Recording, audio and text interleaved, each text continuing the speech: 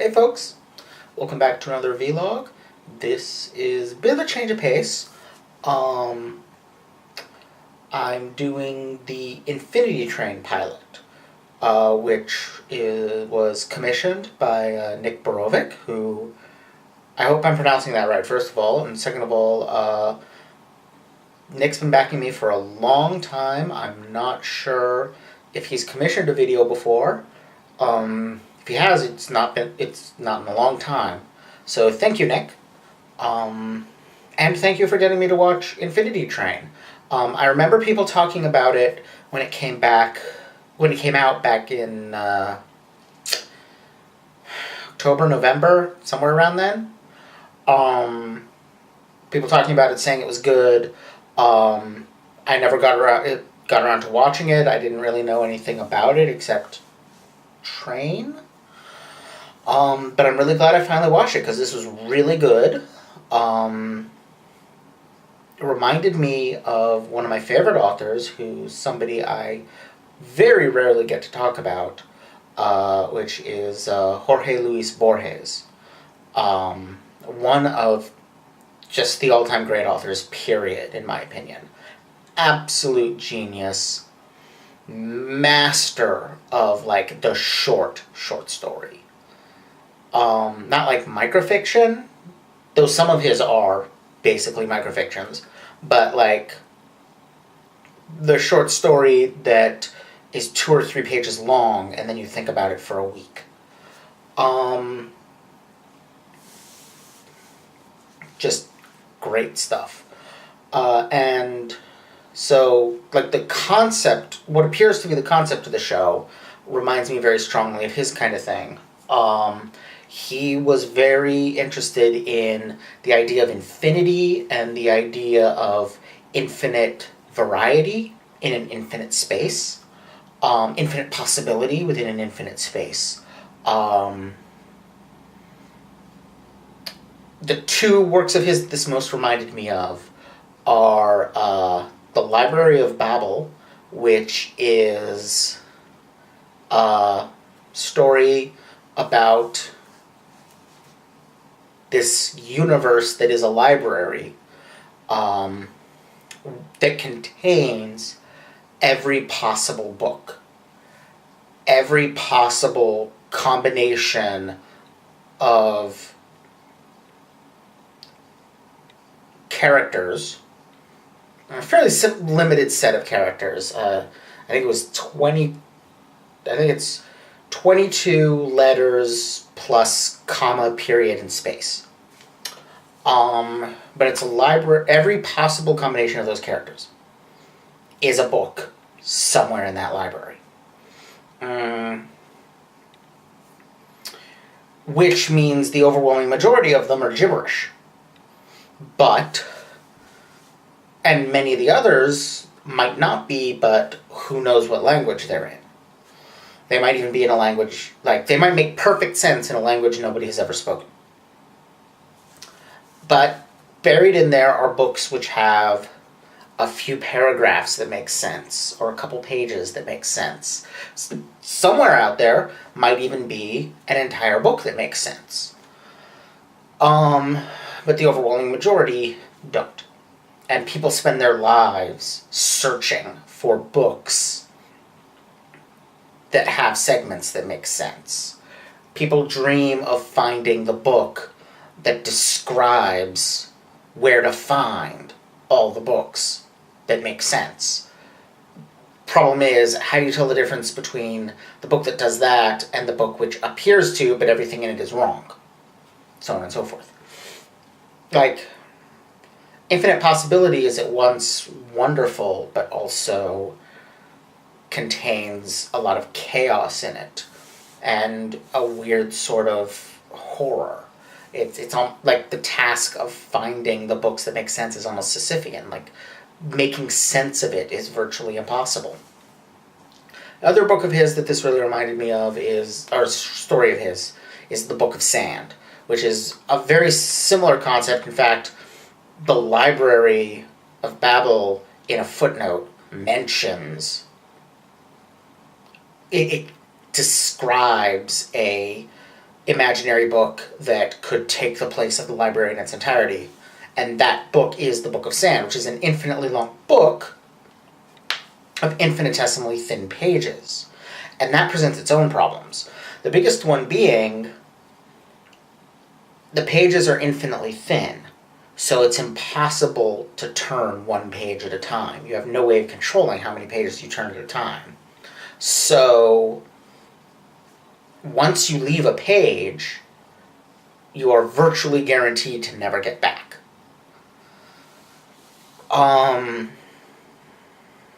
So here in this show, finally started talking about the show more than 5 minutes into the vlog. We've got this infinitely long train, and Tulip, that's the character's name, is on some car somewhere in this train. Interestingly, they showed us that the train has a front. They did not show us how far back she is from that front. But if the train has a defined front, that means it can't have a back, except sort of it does. I'll get into that. And B, she is a finite distance from that front. We don't know what that distance is. That might matter for her getting home. What's interesting, though, is, so presumably, it's at least implied that it's an infinitely long train with an infinite number of cars, and every car is different. You know, we see essentially the inside of 4 cars. We see the car behind the one where she starts, and that's got bubbles in it. No, sorry, we see 2 cars behind where she starts. One has bubbles, one has chess pieces.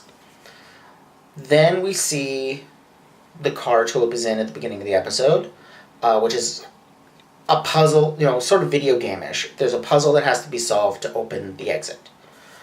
And then from there, she goes into a car that's much, much bigger. It's not clear if it's just a genuinely enormous car that's somehow perfectly balanced on what are seemingly normal-sized tracks, or bigger on the inside. It could be either. If there's an infinite number of cars all different, both of those things have to be in there somewhere. Because given infinite variety, everything is in there somewhere, or at least everything possible is in there somewhere.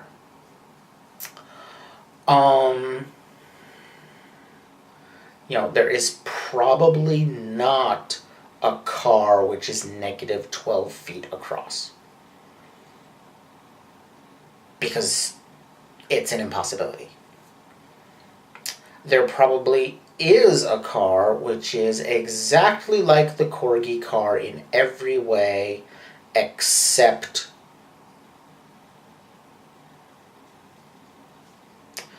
there's one fewer corgi. I don't know.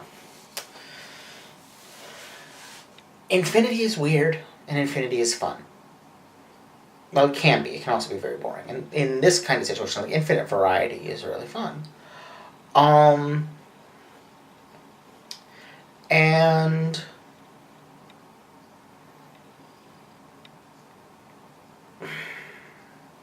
I was gonna say, like, so if the train has a front, it can't have a back. But you know what it can have? Somewhere in there is a car which appears to be the back of the train. You open the door into the car, and you find yourself in what appears to be outside on the rear car, like at the back of the rear car, with track, flowing away behind you as the train races on. You're still inside a car, though. That's kind of creepy to think about.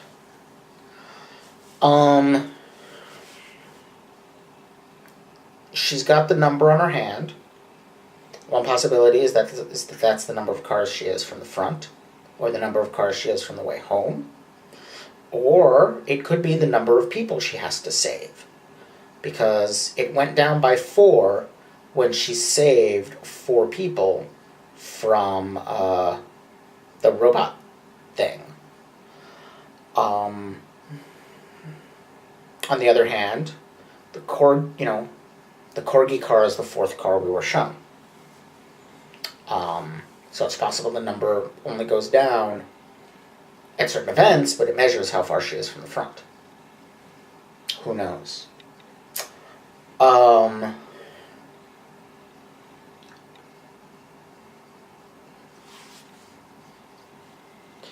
I mean, that's part of the problem with infinity is different infinities can be the same size. I've been talking as if every possible car has to be in there, but what if you had a train where every car is different because every car contains a copy of the Book of Sand open to a different page? Every car is different, but you're never going to find a car that doesn't have the Book of Sand in it. You're never going to find the corgi car. They seem to be going, though, with, every conceivable car is in there. Where it gets brain breaky is the infinitely long train I just described. The one where every possible car exists means that there are, scattered throughout it, every car that is in the train that's nothing but copies of the Book of Sand.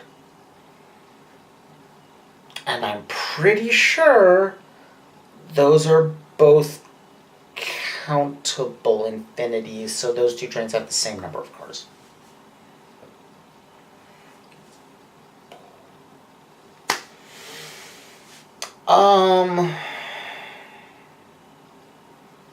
What else? Like I said, I love the concept. The corgis were adorable and hilarious, as corgis tend to be. I really hope that Atticus stays with them if this becomes a series. That Atticus is a permanent character. At least based on the pilot, he kind of has to be, because he has no way of getting back across the river without Tulip. So if she goes on ahead, he either has to stay where he is or go with her. He can't go back to his people.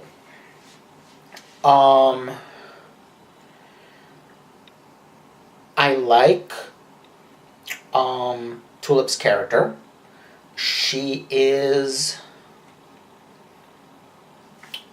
a little different from the typical, she's the age of, she comes across as being, young teens, maybe? The age of your typical, coming-of-age adventure story. But there's a noticeable difference in her character and the way she's responding to the world around her.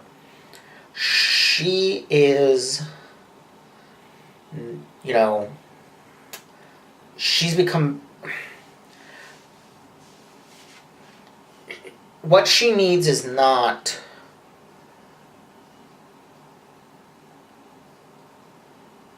I'm trying to figure out how to put this. She's the jaded teen. She's the person who is very, the young person who's absolutely certain that they have got it all figured out, because clearly the adults who say that they don't are dumb. And they know exactly how everything works. And then life comes along and kicks them in the ass. And they realize that no, they don't. They learn to doubt. They learn that things are more complicated than that. At least hopefully they do. Some of them, unfortunately, don't. But those that do get to, grow out of that phase. I think that's what's going on with her. That's what she's being pushed to. They talked about needing the push. That's what she's being pushed to, is recognizing that there is more possibility out there than what she thinks, which is very much in keeping with the train of infinite possibilities. It thematically links together very well, and it's a theme that links Borges to another of my favorite authors, Michael Ende, who wrote The Never-Ending Story. And I noticed the ending credits music was very reminiscent of the music from the film of The Neverending Story. So I don't think that being a theme is an accident. I think they're deliberately referencing, I don't know if they're deliberately referencing Borges. Probably. He's pretty well known. But I'm virtually certain that they're deliberately referencing the film version of The Neverending Story with the ending credits music. Specifically, it reminds me of the Ivory Tower theme, which then ties into Tulip's idea that she knows everything despite having experienced very little, and needing to experience more and realize she doesn't know as much as she thinks she does, because that's what we mean when we say Ivory Tower thinker. Somebody who has knowledge but no experience and thinks the knowledge is enough.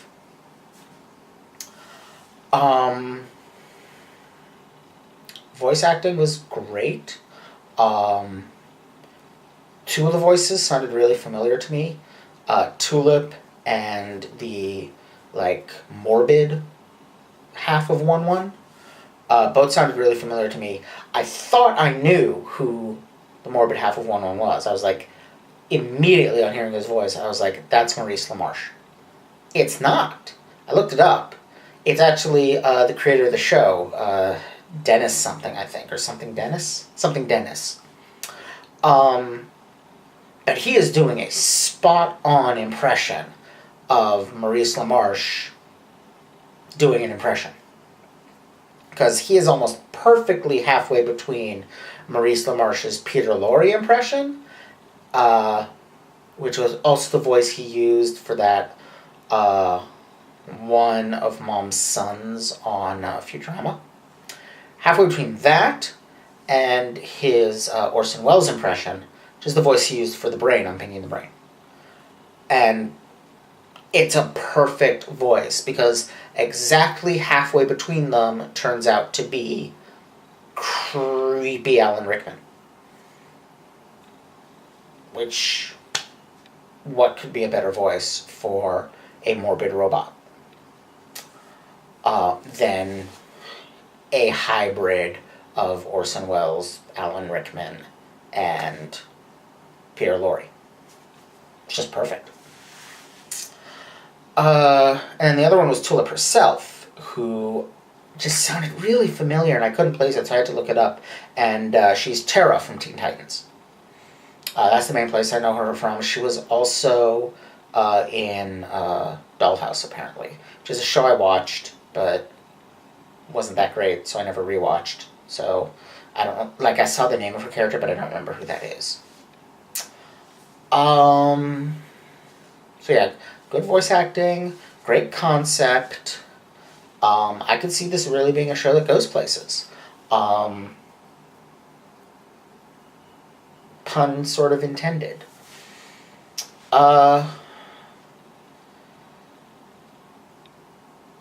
Yeah. The only thing I can see being a thing is there's not a ton of room for recurring characters in this concept. I guess there could be, a villain who follows them around or is able to teleport between cars, or it could turn out that, I don't know. Actually, yeah, that's about it. That's a character who is following them, or a character who can teleport between cars. That's really the only way you could have somebody who's a recurring character as opposed to an every-time character. But yeah, I like Tulip. I like the concept of 1-1. I like Atticus. I like the concept. This is really great. And I was able to talk about it for more than twice the length of the pilot. So, although admittedly a lot of that time was talking about Borges, because Borges. So, yeah, this was really good. I hope a few years from now, because that's how long it takes, it becomes a show. I would love to watch that. In fact, the timing basically works out. This would make a good Adventure Time successor. Because Adventure Time, I forget if it was announced or not that it's ending, but it's there's no way it has. I mean, I haven't watched it in a few years, but it's been running long enough. There's no way there's more than a couple of years left to it. And it has not at all the same aesthetic, but similar appeal despite being a rather different aesthetic, if that makes any sense. But yeah, good stuff. Thank you again, Nick, for getting me to watch this. And I'll see you all next time. Bye.